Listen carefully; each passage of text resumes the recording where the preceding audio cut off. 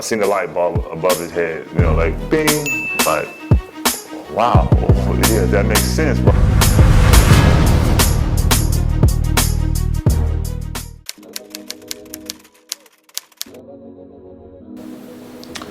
I probably, for sure, I can say Kobe Bryant. I mean, I played against Mike, but he was kind of retired or whatever.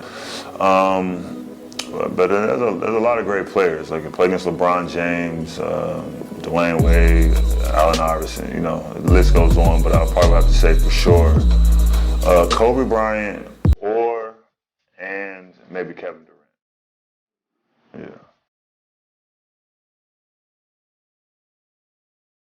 Giannis Antetokounmpo.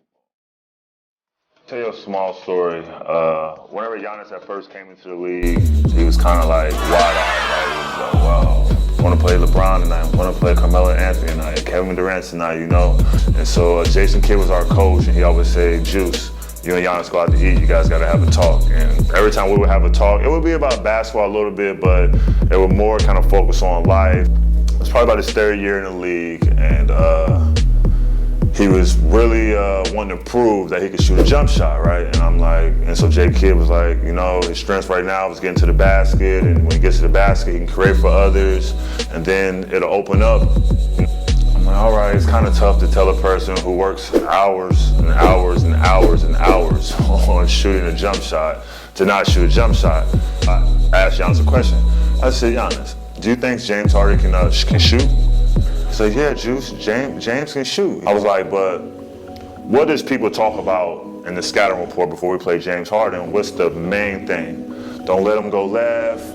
Watch your hands because he likes to draw fouls and he's good at getting at the basket. I said, okay. I didn't hear you say anything about a jump shot. You know, he can shoot though, right? He was like, yeah, but he loves to get to the basket and draw fouls, you know?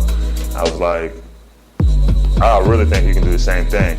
Actually, I think you can do it better. I'm like, you're 7 foot, your arms is longer, your legs is longer, you're taller, you'll be dunking on people. And literally, he was probably about 20 at the time. I seen the light bulb above his head, you know, like bing, like, wow, yeah, that makes sense, bro.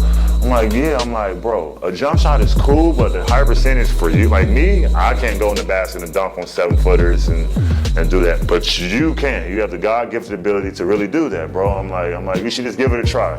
You should do what you do best, and then gradually work on weaknesses until where you can do that with no brain. And lo and behold, there goes a Greek freak, you know.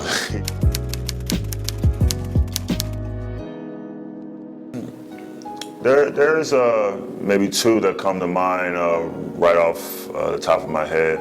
The two players that I admire the most, I would have to say for sure, Yao Ming, right? Just a funny story. My first preseason game in the NBA and my first regular season game in the NBA were both against the Houston Rockets, and Yao Ming happened to be you know, jumping center for Houston at the time. You know, hearing about Yao Ming before going to the NBA and actually, you know, playing my first NBA game and it's against him. And like, we came out for a pre-game shooting and there were probably 10,000 people in the stands, and you know what I mean? So it just lets you know like how big of an impact he had. Before coming here, I heard about Beast. I actually heard about Beast from one of my former teammates. His name is Dominique Jones. And when I was playing in the NBL in China, he kind of told me like, man, have you heard of the guy Beast, man? Like, you know, he's from Taiwan. Like, yo, dude is cold. You know, he got moves, he's jumping, he's strong, he's athletic, got handles. Like, you know, he's the real deal. Like, obviously, he's a little older in age right now, but I'm telling you, bro, he still has game. And getting the opportunity to play on the same team as him, I seen what everyone was talking about. And for him to be at that age and still in tip-top shape, his focus in the weight room is at an elite level. His focus on the court is at an elite level.